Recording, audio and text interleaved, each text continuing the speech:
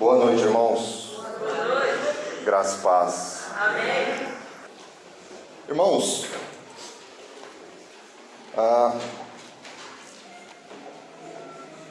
qual tem sido a forma que nós temos vivido?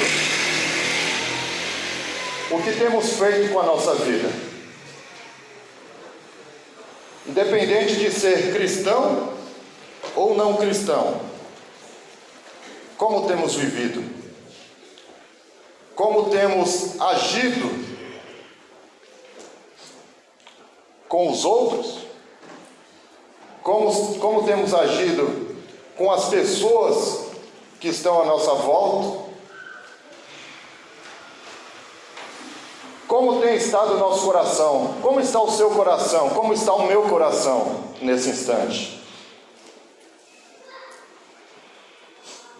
No livro chamado O Peregrino, do pastor batista do século 17, John Bunyan, não sei se alguém já leu esse livro. Esse livro ele trata sobre a jornada do crente, a jornada cristã. E o livro ele começa narrando um homem que estava perdido. E chega um personagem chamado evangelista e fala da palavra de Deus para aquele homem. E aquele homem passa-se a se chamar cristão. E na jornada desse personagem no livro cristão, ele se depara com diversos personagens, diversas situações, onde em alguns momentos ele se depara com um personagem chamado Senhor Desespero. Em outros momentos ele entra na cidade da destruição. Em outros momentos ele entra na cidade onde tem vaidade, tem luxúria. Mas também tem momentos em que ele é consolado. Ele é consolado por personagens que trazem palavra de conforto, palavra de ânimo. Ele se depara com o Senhor intérprete. E o final da jornada do peregrino é quando ele se depara com o reino celestial. E aí o autor, ele finaliza o livro dizendo: você pode achar que é pura fantasia, que é tudo coisa da imaginação, mas saiba que essas palavras são como se fossem reais, trazidas para o nosso cotidiano. Quantos de nós têm vivido de forma em que nós temos colocado as nossas expectativas em situações que não vão nos trazer retorno e resultado nenhum? A humanidade, de modo geral, tem vivido de forma desordenada. Os seres humanos vivem como se não fosse prestar contas a ninguém. Quem aqui trabalha em algum lugar sabe que há cobranças. Existem superiores onde você e eu temos que prestar contas. São cobranças diárias ou semanais, onde em alguns momentos alguns têm que apresentar um relatório de tudo aquilo que foi feito durante a semana. E tem que ter o relatório pronto. O que você fez durante a semana? Quais foram os resultados positivos e os resultados negativos, aqueles que não foram alcançados ainda? Para quem é casado aqui, às vezes temos a famosa DR, que é discutir a relação, onde tanto o esposo quanto a esposa, diante de alguma cobrança, exige explicações. E é assim por toda a vida, irmãos. Teremos que dar relatórios, teremos que prestar contas a outras pessoas. É importante a gente refletir que temos responsabilidades e seremos responsabilizados pelo que fizermos e pelo que deixarmos de fazer. Sendo crente ou não, todos nós prestaremos contas diante de Deus por tudo aquilo que nós fizermos, pela forma que nós estamos vivendo. Eu gostaria de convidar a igreja a abrir as suas Bíblias em Apocalipse, capítulo 20, a partir do versículo 11. Gostaria de refletir com a igreja nessa noite sobre o juízo de Deus.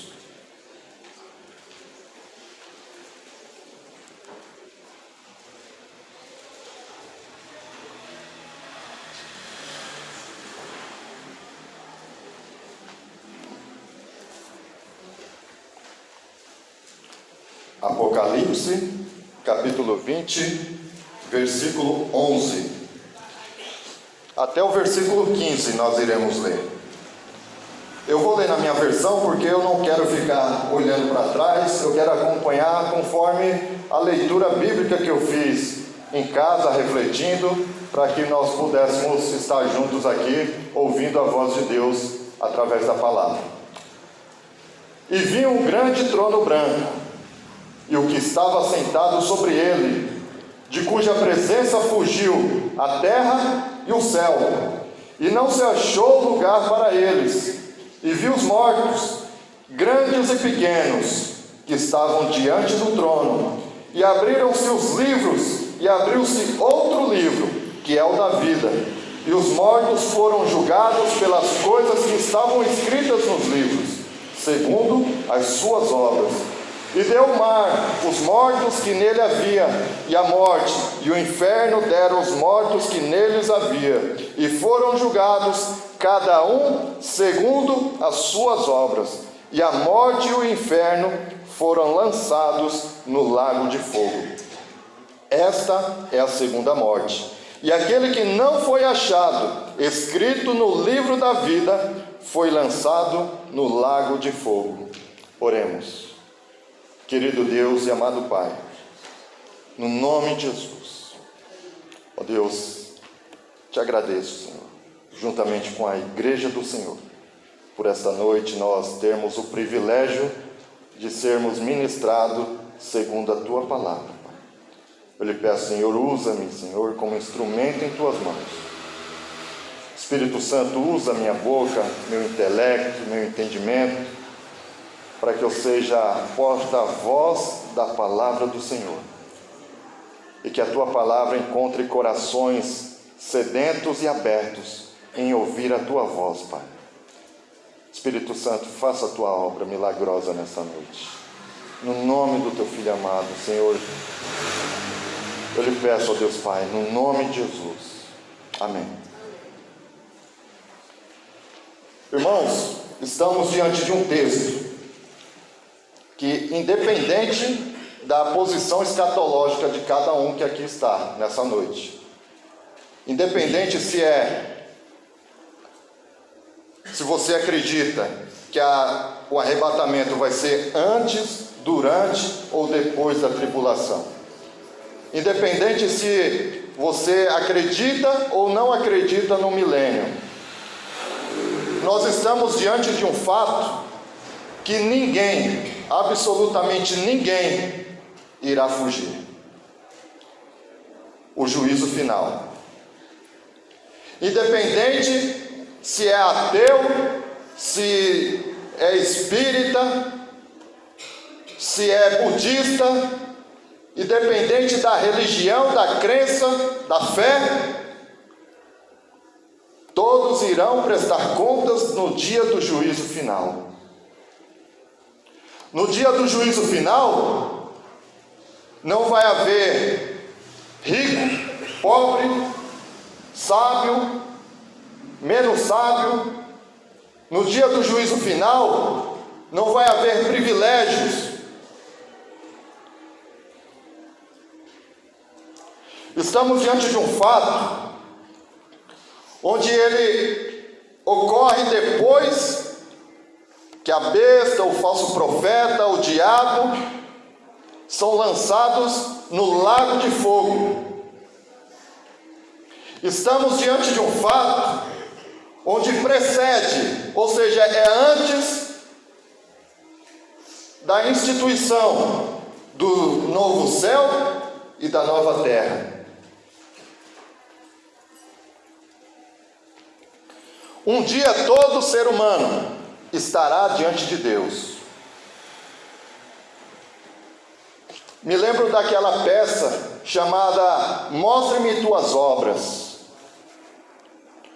onde nós iremos apresentar diante do Senhor as nossas obras. A humanidade vai apresentar-se diante de Deus, mostrando as suas obras. Esse será um momento que ficará marcado em toda a eternidade. Todos estarão diante de um juiz, que anteriormente, esse mesmo juiz, era o advogado fiel de todo aquele que o confessou como Senhor e Salvador.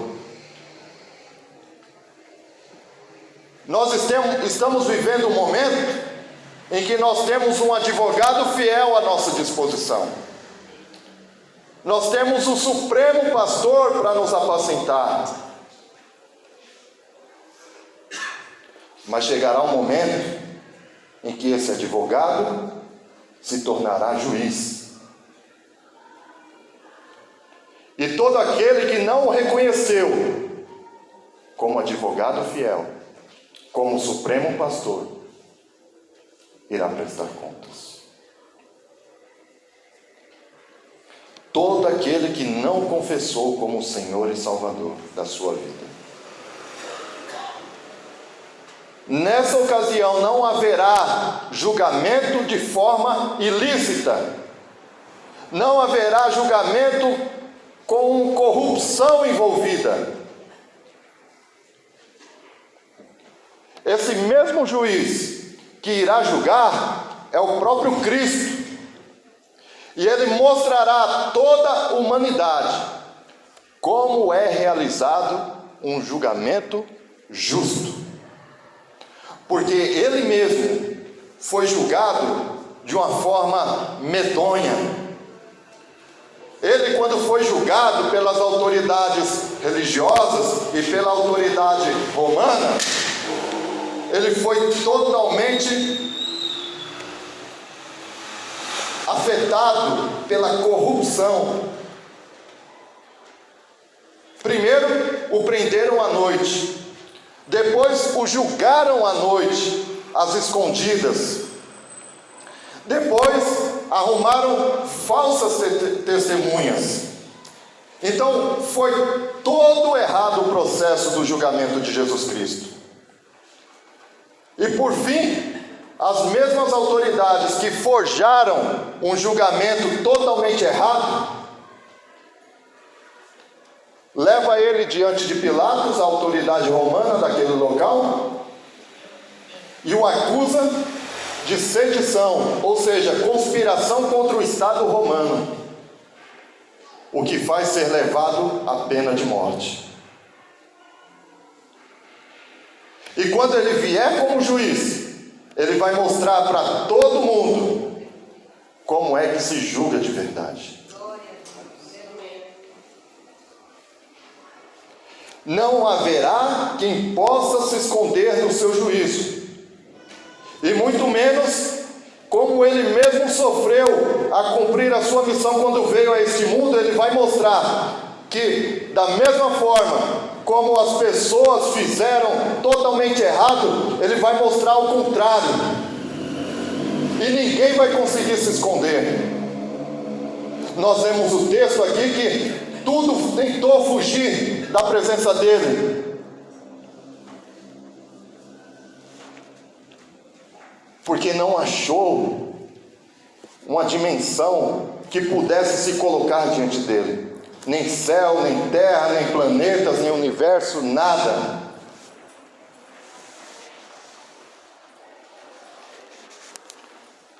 O juízo final, meus irmãos, é a última consequência do ser humano longe de Deus. O juízo final será a separação eterna de Deus, que é igual ao sofrimento eterno. O juízo de Deus virá, e quando isso acontecer, alguns vão entender que de fato, entre aspas, todos os caminhos levarão a Deus. As pessoas dizem, todos os caminhos levam a Deus? De fato, todos os caminhos, todo tipo de fé levará a Deus, mas levará para o juízo de Deus.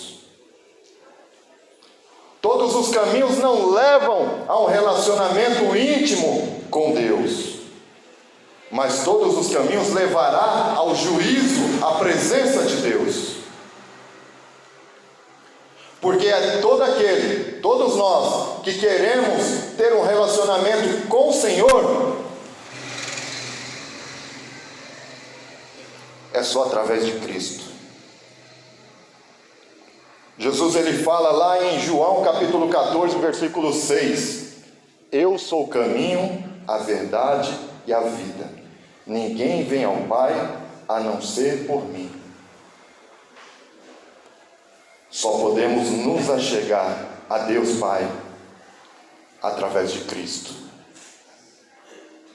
através do Supremo Pastor, do advogado fiel, daquele que intercede diante do Pai quando nós pecamos. Esse é o advogado fiel. Quem sofrerá o juízo? Quando nós olhamos o texto e vemos todo o contexto, nos perguntamos: quem sofrerá o juízo? A cada momento que os seres humanos provocam Deus com suas imaginações, com suas atitudes, com seus pecados de omissão, pecados de comissão, pecados da mente, do corpo, da ignorância e pecados voluntários e involuntários. Todos cometem esse tipo de pecado. Imagina um dia sem pecar. Será que, independente do ser humano, fica sem pecar um dia sequer? Agora multiplica por 10, 20, 30, 40 anos ou mais. Sempre pecando. E sempre se arrependendo e falando: Senhor, tem misericórdia da minha vida, perdoe-me. E aí amanhã a gente cai no pecado de novo. E aí as pessoas que não se preocupam em prestar contas, não imaginam na prestação de contas que terá com Deus. Como é que essas pessoas vivem?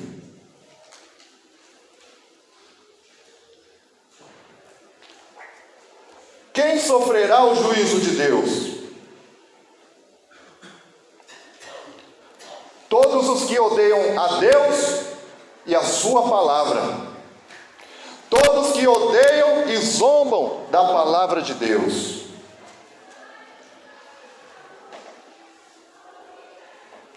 Consequentemente, todos aqueles que não reconhecem Jesus Cristo como Senhor e Salvador.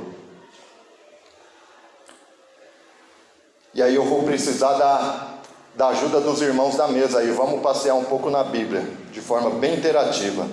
Romanos capítulo 10, versículo 9 e 10. projeta aqui, os irmãos podem ler, contanto que eu não saia daqui da frente. Romanos 10, versículo 9 e 10, olha o que diz: se você confessar com a sua boca que Jesus é o Senhor, e crer em seu coração que Deus o ressuscitou dentre os mortos, será salvo. Pois com o coração se crê para a justiça, e com a boca se confessa para a salvação. Então, para você não ser condenado no juízo, não sofrer o juízo de Deus, você deve crer e deve confessar a Jesus como Senhor.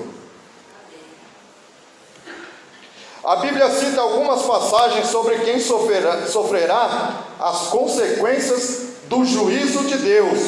1 Coríntios capítulo 6, versículo 9 e 10. Coloca aí, por favor.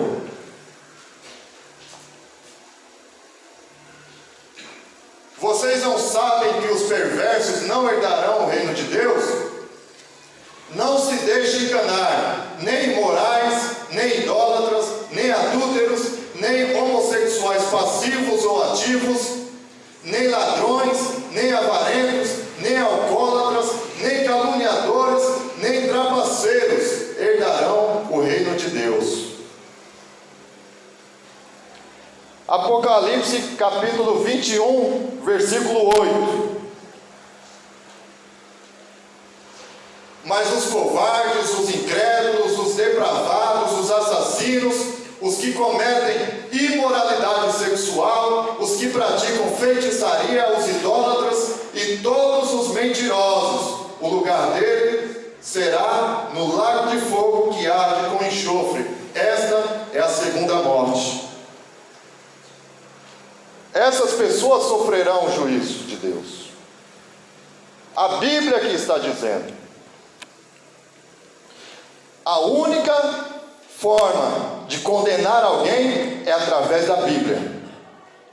E quem pode condenar, aliás, quem pode julgar e condenar é Cristo, segundo a sua palavra. Porque Ele não é infiel, Ele é fiel, porque Ele não pode negar a sua palavra. A gente usa muita desculpa. Mas se eu for infiel, Deus vai continuar sendo fiel comigo, porque Ele não pode negar a sua palavra. Ele não pode negar a sua palavra mesmo, porque quando nós somos infiéis, a fidelidade de Deus nos julga segundo a sua palavra, pela sua reta justiça.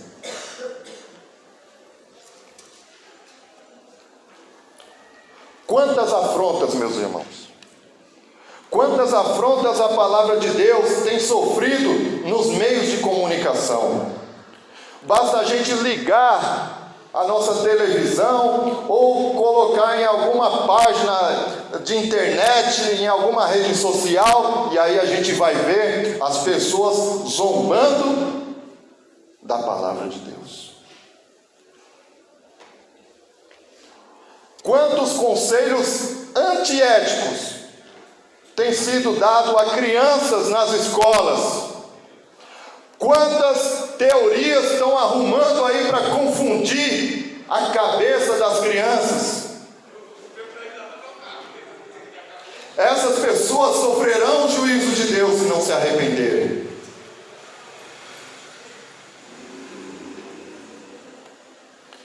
E tudo isso se constitui em provocações ao Deus da verdade. O que as Escrituras Sagradas dizem sobre isso? Romanos capítulo 1, do versículo 29 ao 31. Vamos ler esses 3 versículos. Tornaram-se cheios de toda sorte de injustiça, maldade, ganância e depravação. Estão cheios de invejas, homicídio, rivalidades, engano e malícia, são bisbilhoteiros, caluniadores, inimigos de Deus, insolentes, arrogantes e presunçosos, inventam maneiras de praticar o mal, desobedecem a seus pais, são insensatos, desleais, sem amor pela família, implacáveis. E nesse mesmo contexto o apóstolo Paulo diz: e Deus os entregou às próprias paixões. Que é um castigo pior do que ser entregue às próprias paixões? Que é um castigo pior do que Deus falar: quer fazer isso? Então vai.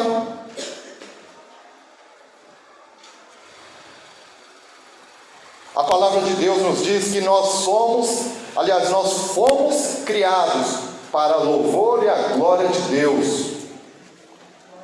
E mais, nós fomos criados pela sua infinita misericórdia e bondade para com a sua criação.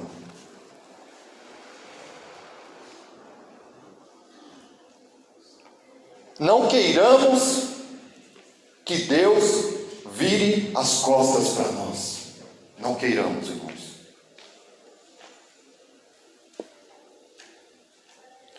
Porque da mesma forma que Deus pode virar as costas para uma pessoa,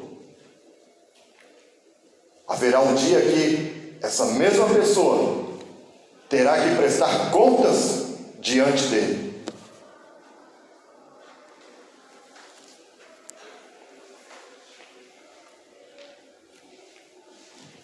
O que esse texto de Romanos que nós acabamos de ler está querendo dizer é que os homens, quando diz homens, diz a humanidade, os seres humanos, são aborrecidos de Deus. Em outras palavras, eles odeiam a Deus.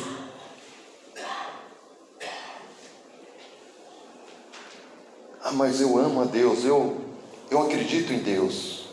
Jesus disse no Evangelho de João: aquele que me ama, obedece minha palavra.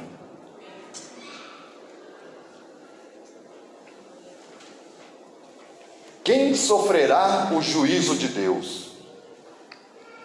Alguns teólogos acreditaram no passado, e alguns acreditam atualmente, de que não haverá condenação eterna. Alguns acreditam que chegará um momento que todo mundo vai ser extinguido, vai ser aniquilado. São posições escatológicas. Eu particularmente não concordo, não vejo, apesar de eu gostar de muitos homens de Deus que acreditam nessa visão, mas eu não consigo ter parâmetro para acreditar que Deus vai aniquilar todo mundo e vai extinguir como se nunca tivesse existido. Aí seria fácil demais, né? É como você pegar uma pessoa que matou um monte de gente e ele vai ao tribunal e automaticamente, quando ele vai ao tribunal, não espera muito tempo e já sofre pena de morte. É como se ele não pagasse por nada daquilo que ele fez. E existem pessoas, teólogos, estudiosos, que acreditam em outra teoria. Acreditam que todos serão salvos, inclusive o capiroto e os seus anjos, os demônios. São os universalistas. Isso tem entrado, irmãos, a gente acha engraçado, mas isso tem tomado conta de muitos lugares. É a famosa teologia liberal, onde acredita que a porta será larga, o caminho será largo, tudo pode, Deus é bondoso, Deus é amoroso, Ele não vai trazer juízo a ninguém. Enquanto muitos estão acreditando nisso, estão sendo arrastados para a condenação eterna. Porque quando nós olhamos as Escrituras Sagradas, não há parâmetro para acreditar nisso. Porque todos prestarão contas diante do juízo de Deus. Tudo isso é contra o que as Escrituras Sagradas nos diz, seja de aniquilar, seja de todo mundo vai ser salvo, não vai ter condenado, não vai ter condenação. Nenhuma condenação há, diz a palavra e diz a música do Armando Filho, para aqueles que estão em Jesus, cuja vida coberta está pelo sangue que verteu da cruz. Nenhuma condenação há para quem estiver em Jesus. Então, primeiro, quem sofrerá o juízo de Deus? Nós já vemos um pouco. Agora, para que servirá o juízo de Deus? Primeiro, para mostrar à humanidade que o julgamento de Deus é justo. Como eu disse no início, existem julgamentos onde ocorrem muitas injustiças, onde ocorrem suborno, onde há corrupção por debaixo dos panos. Iremos perceber que, ao contrário do julgamento dos homens, existe o juízo de Deus, que será justo e perfeito. Diante dele não haverá quem poderá mentir ou dizer o contrário, pois a sua justiça é baseada por sua santidade. Deus é justo porque Ele é santo. Deus é amor porque Ele é santo. Deus é bondoso porque Ele é santo. Deus é misericordioso porque Ele é santo. Como diz o texto em Isaías capítulo 6, santo, santo, santo é o Senhor dos exércitos. Toda a terra está cheia da sua glória. Ah, mas irmão, se toda a terra está cheia da glória de Deus, por que tantas guerras?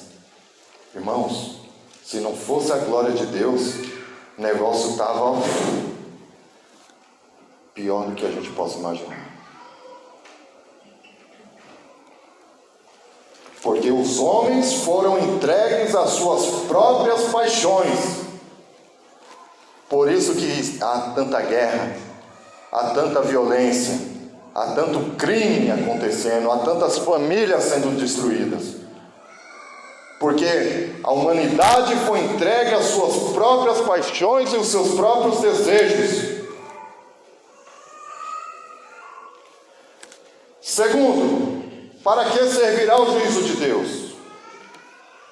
Para a humanidade reconhecer o quanto eles foram maus, para perceber o quanto zombaram de Deus e o quanto o afrontaram.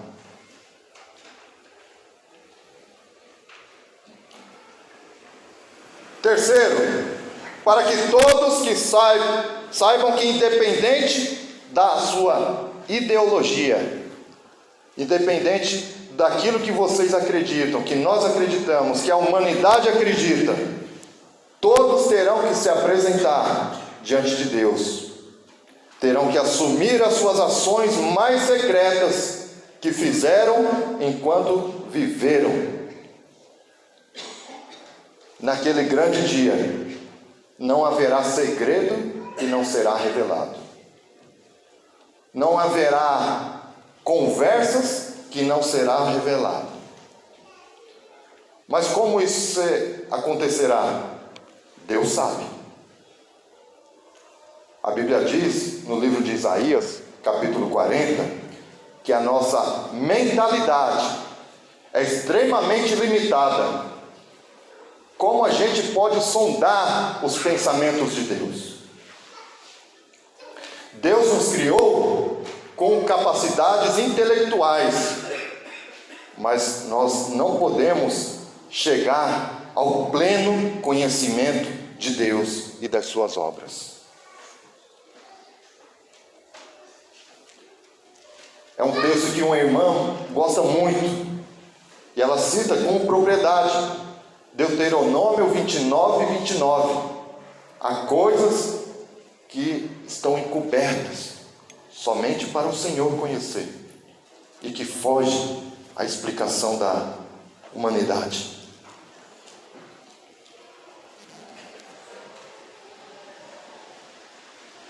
Naquele grande dia, ateus, políticos corruptos, ditadores, estupradores, todos estarão diante de Deus.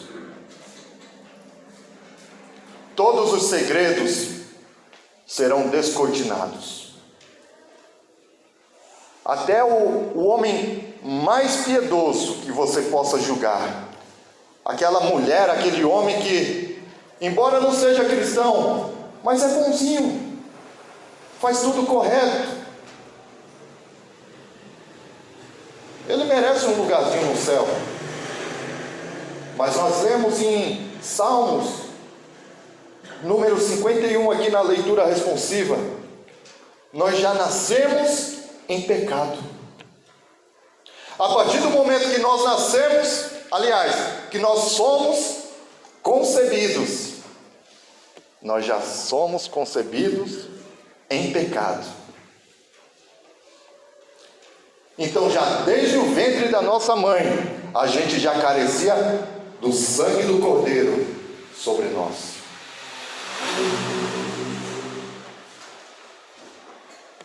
Não existe autojustiça.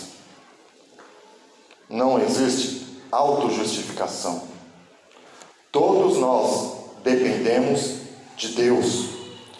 Necessitamos da misericórdia e da graça de Deus. Hebreus capítulo 4, versículo 13.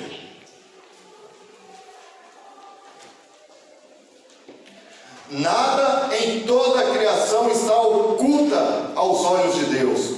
Tudo está descoberto e exposto diante dos olhos daquele a quem havemos de prestar contas. Está vendo?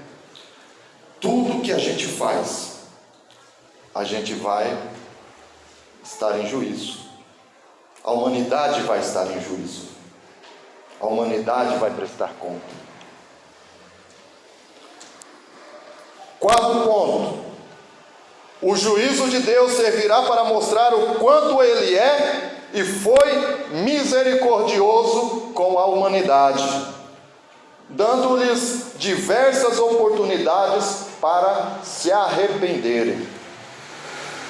O juízo de Deus vai servir para isso, irmãos. O juízo de Deus vai dizer assim: olha filho, eu dei tanta oportunidade. Sabe aquele dia? Pois é, era aquele dia. Sabe aquele momento? Puxa, era aquele momento.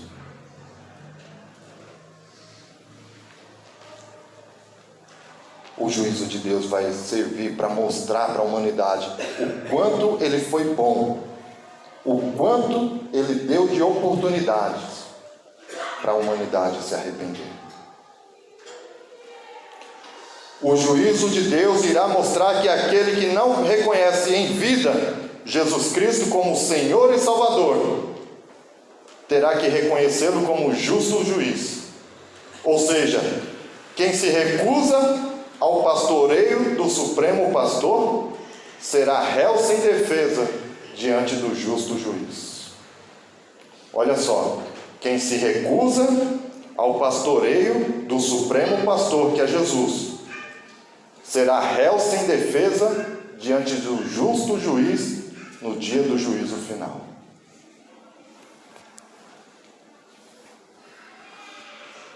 A humanidade está caminhando para o penhasco, o precipício. Isso tudo é cumprimento da palavra, meus irmãos. Isso tudo está nas Escrituras Sagradas. Um livro que foi feito, sim, por mãos humanas. No entanto, sob a inspiração do Espírito Santo de Deus, esses homens foram iluminados pelo Senhor para registrar a revelação da sua palavra. e o papel voa. E muitos acreditam que por ter sido escrita pelos homens, ela não é digna de crédito. Mas a palavra nos diz que ela foi inspirada. Obrigado, irmã. Desenho da Carol. Ela foi inspirada para levar o homem, os seres humanos, ao arrependimento. Às vezes nós damos tanto crédito, porque o filósofo não sei o que falou tal coisa, então ele é o cara. O sociólogo não sei o que lá falou tal coisa, ele fera. E aí quando nós lemos um texto da palavra de Deus, está ultrapassado. Como assim? A palavra de Deus, como dizia o saudoso Billy Graham, a palavra de Deus é mais atual do que o jornal que vai sair amanhã, vai ser publicado amanhã. E nós vivemos como se nada fosse acontecer. A humanidade vai vivendo como se nada fosse acontecer. E quanto aos crentes, os que creem em Jesus Cristo, o que vai acontecer? Vai ter juízo para os crentes também? O juízo final, a gente vai estar lá? Irmãos, prestem bastante atenção. Se você não prestou atenção nas outras coisas, preste atenção agora. O juízo final só tem uma finalidade: condenação. Entendeu? O juízo final, a finalidade do juízo final é simplesmente de condenar. De falar, você fez isso, deixou de fazer aquilo, vai ser lançado no lago de fogo. Tchau. Você fez aquilo, e assim, só vai mostrar para o ser humano o quanto ele desperdiçou as oportunidades, como ele zombou, como ele deixou de acreditar. O crente não vai passar pelo juízo final. Temos vários textos.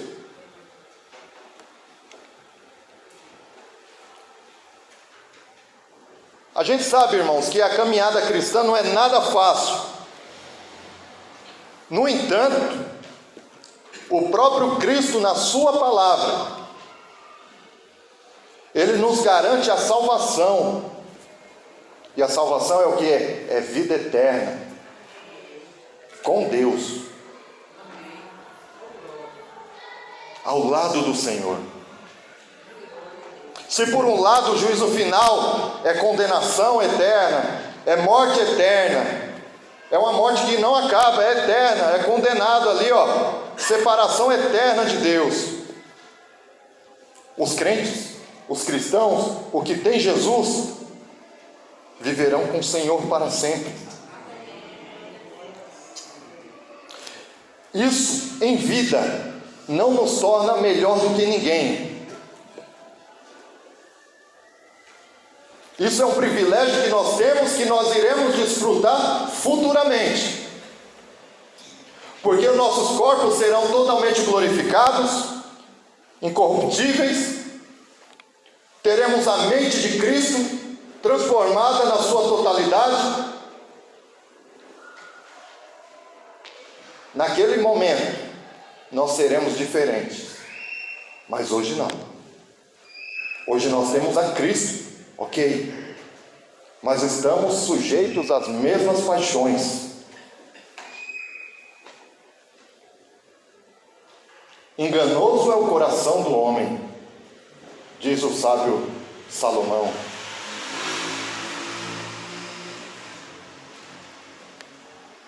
Lá em Provérbios. Mas você não, tá falando. Enganoso é o coração do homem.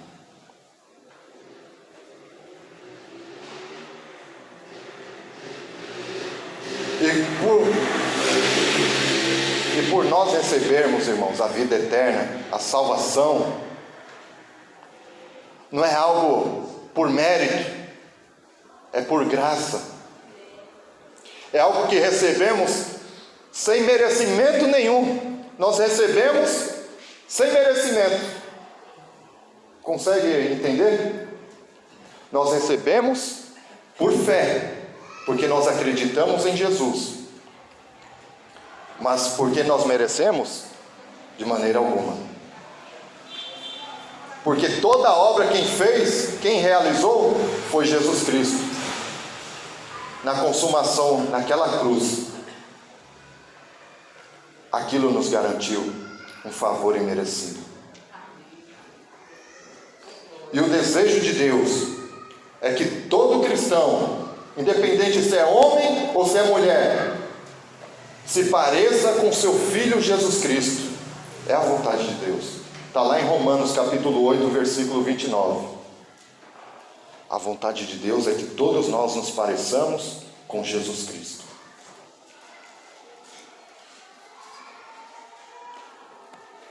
Porque se nós não fôssemos declarados justificados por Cristo, certamente nós seríamos condenados também. Romanos capítulo 5, versículo 1.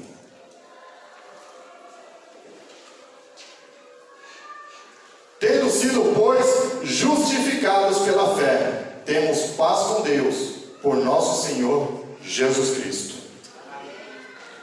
Nós somos justificados por Deus. Sabe o que é a ideia de justificação? É nós chegarmos na Casa de Bahia, e aí a gente compra o enxoval da casa toda: televisão, geladeira, micro-ondas, fogão, panela, prato. A gente compra tudo, faz a limpa lá na Casa de Bahia. E aí a gente parcela tudo em 10 vezes, sem juros no cartão. E aí vem a primeira parcela, vem a segunda parcela, vem a terceira parcela, e aí a gente não paga. Vem a última parcela e a gente não paga. E o nosso nome já está para lá de Bagdá, né? O nosso CPF já está todo negativado.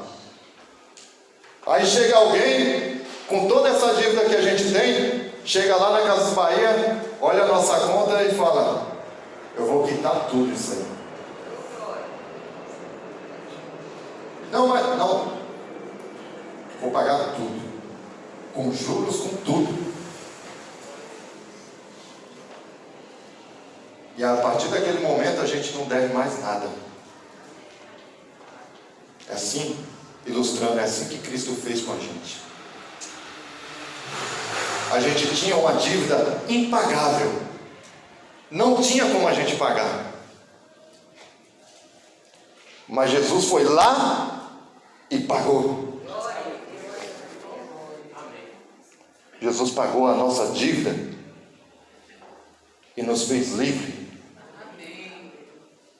Se fosse Casas Bahia, nosso CPF está positivo. Agora vai e não peques mais. É assim que Cristo faz.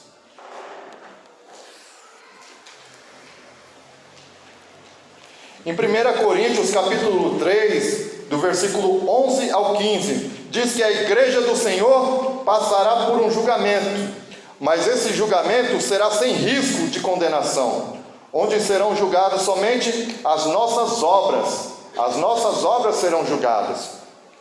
É o que no campo da teologia a gente chama de bema. E o que é bema? É uma ideia que traz o conceito de recompensa, de reconhecimento. Era algo que na antiga história, todos os que se colocavam diante de um tribunal como esse, ele não sofria o risco de ser condenado, mas ser reconhecido por alguma coisa que ele havia feito.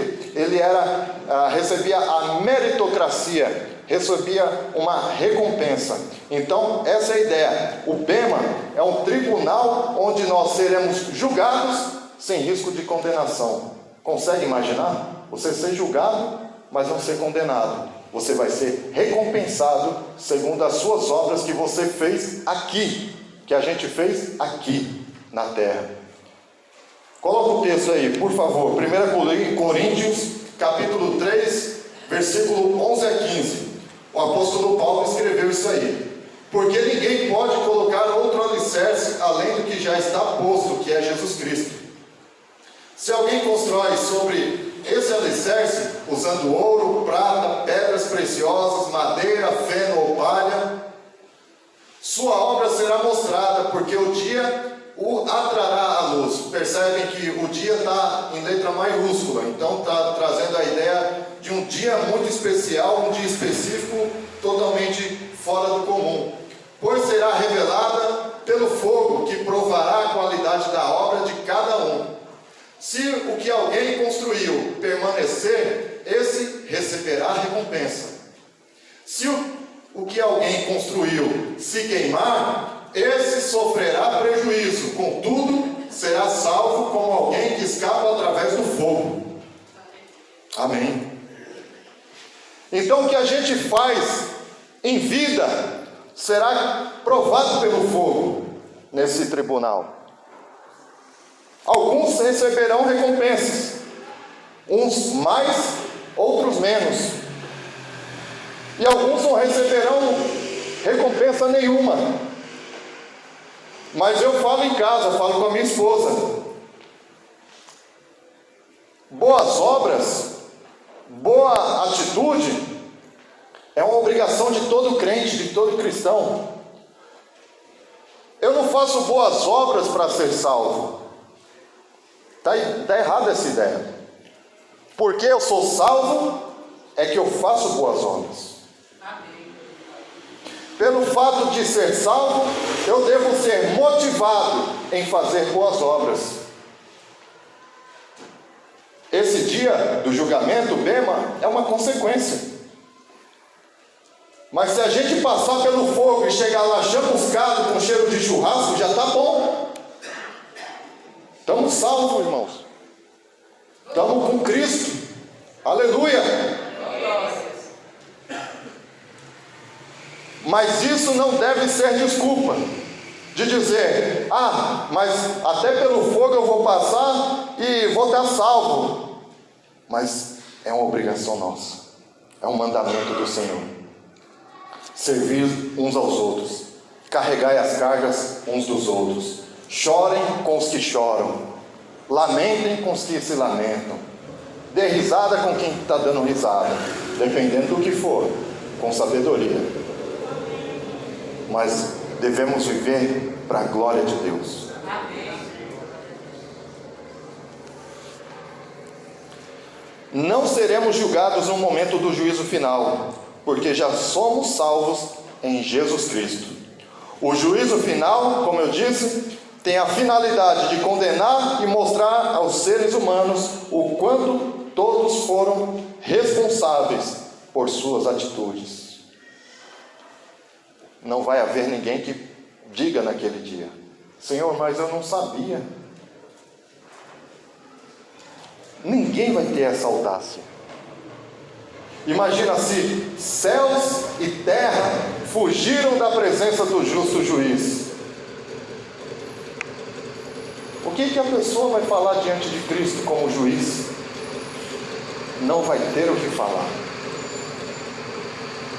Mas nós seremos recompensados pelo Senhor, pela sua presença, com a vida eterna, com galardão e com todas as coisas que a gente nem imagina que haverá na vida eterna, no novo céu e na nova terra.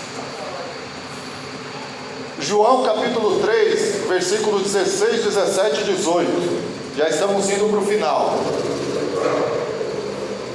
Porque Deus tanto amou o mundo que deu o seu Filho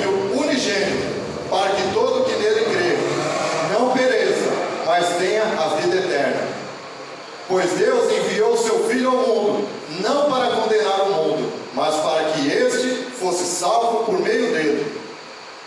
Quem nele crê não é condenado, mas quem não crê já está condenado, porque não crê no nome do Filho unigênito de Deus.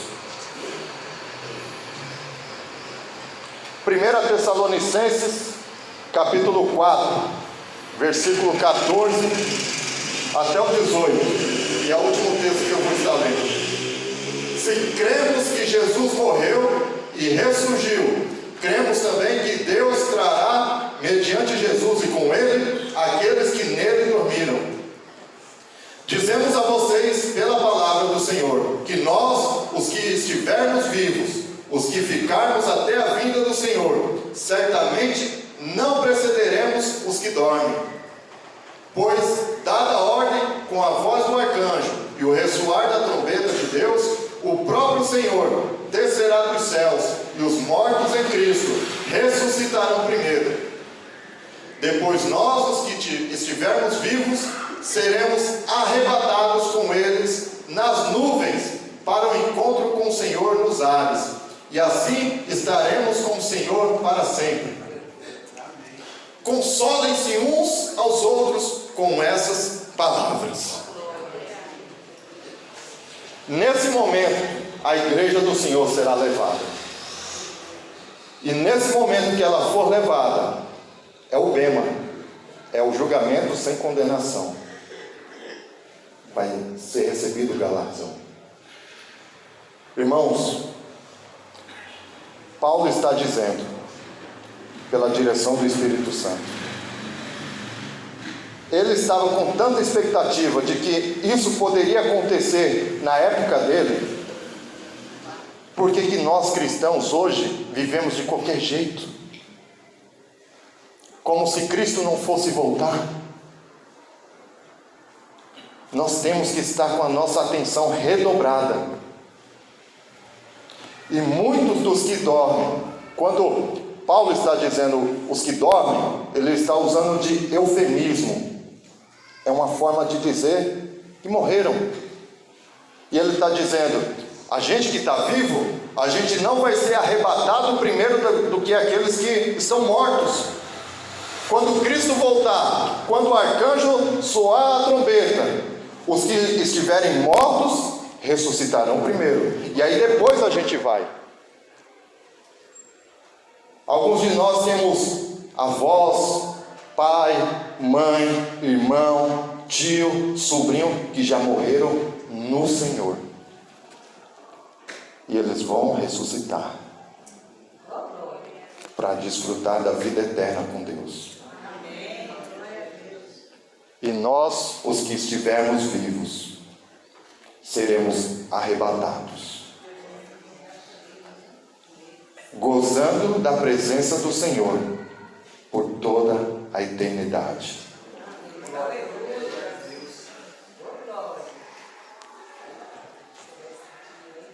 Para aplicarmos nas nossas vidas, temos refletido sobre o juízo de Deus que virá sobre a humanidade? A gente tem refletido sobre o juízo de Deus?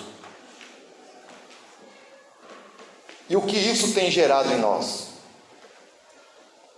Outra coisa, de fato acreditamos que não iremos passar pelo juízo de Deus? E de que forma isso tem impactado em nossas vidas? Se a gente sabe que não vamos passar pelo juízo de Deus. Na verdade, meus irmãos, geralmente vivemos os nossos dias sem pensar, sem nem parar para pensar sobre o juízo de Deus. Porque se nós pensássemos no juízo de Deus, nós não perderíamos o nosso tempo com coisas tão insignificantes, que não acrescentam absolutamente em nada nas nossas vidas e na vida das outras pessoas que estão à nossa volta. Se nós vivêssemos conectados com Deus, sabendo que o juízo de Deus virá, a gente pararia de brigar pela última bolacha do pacote. A gente deixaria de brigar porque a comida não está quente, porque a minha roupa não está passada. E a gente pode passar nossa roupa, irmãos. O homem não deve esperar pela mulher passar sua roupa, não. Está amassada, vai lá e passa. A esposa é serva do Senhor, não nossa. Ela é nossa companheira. Da mesma forma, as mulheres aprendam a reconhecer a autoridade espiritual que o seu esposo é. Reconheça e incentive, encoraje. Isso conta muito. Quando o marido está fortalecido, ele vai para casa com mais vigor.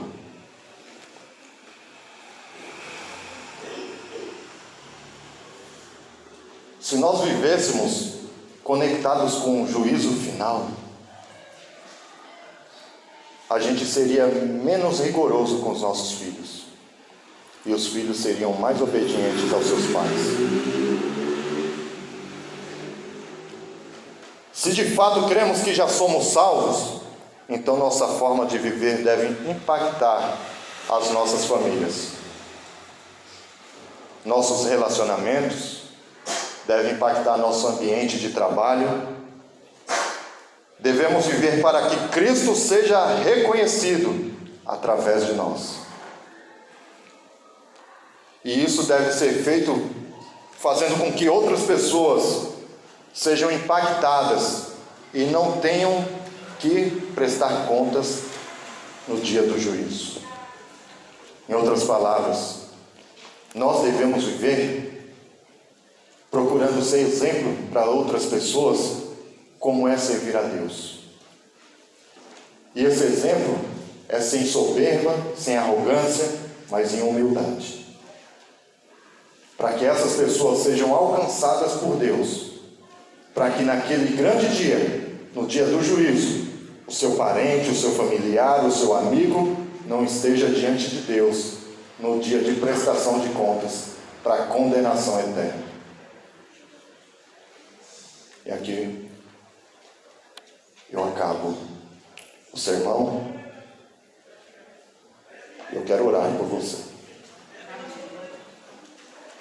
Se aqui em nosso meio há alguém que se arrepende, que quer entregar a sua vida a Cristo, quer se achegar diante do Senhor, eu não vou chamá-lo para vir aqui à frente, não.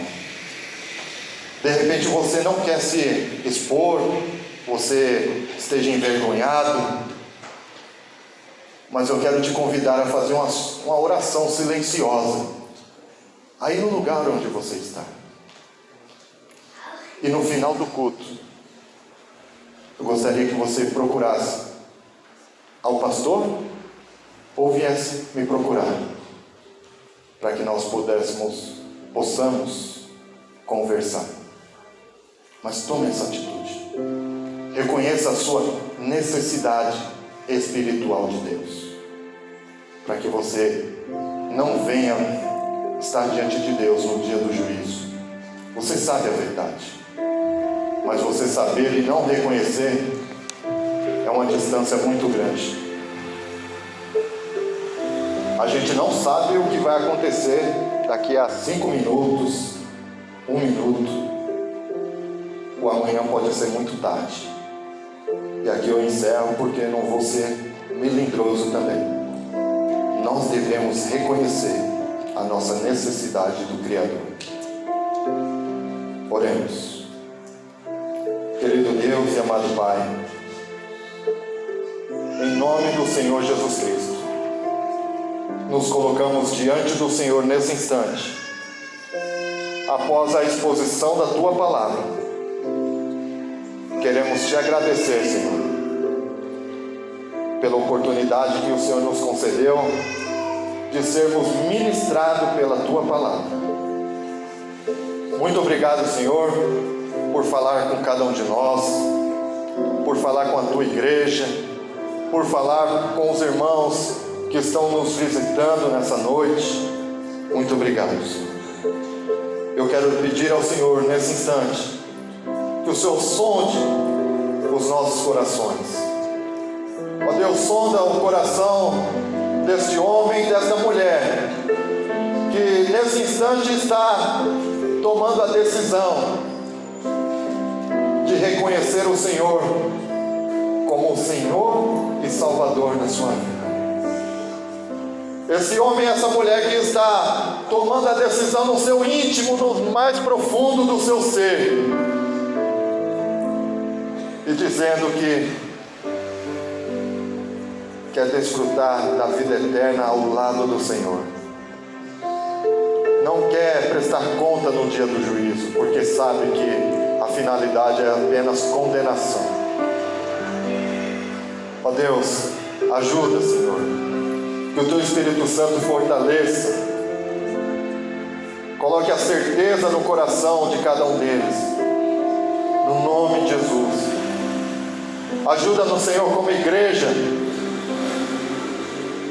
a estarmos conectados e atentos ao evento do juízo final que acontecerá. Que nós possamos ser instrumentos do Senhor para nos achegarmos a pessoas, encaminhá-las até a Tua presença, Pai, através da ação do Espírito Santo do Senhor, no nome de Jesus. Muito obrigado, Senhor, por esta oportunidade. Muito obrigado, Senhor, por servir a igreja do Senhor. Muito obrigado, Senhor, por este privilégio, servir aos meus irmãos, servir a amada igreja do Senhor. Muito obrigado, ó Deus, pelo fato do Senhor estar me usando a minha família, Pai, neste lugar. Muito obrigado pela vida do pastor Alida, pela vida da sua família, Senhor, no nome de Jesus. Muito obrigado por cada família, Senhor, que aqui se faz presente nesta noite. Muito obrigado pela vida de todos aqueles que Te buscam, Senhor, neste lugar, e por aqueles que estão nos visitando nesta noite, Senhor. Muito obrigado. Seja glorificado, Pai, em nosso meio, no nome de Jesus. Amém. Graças a Deus.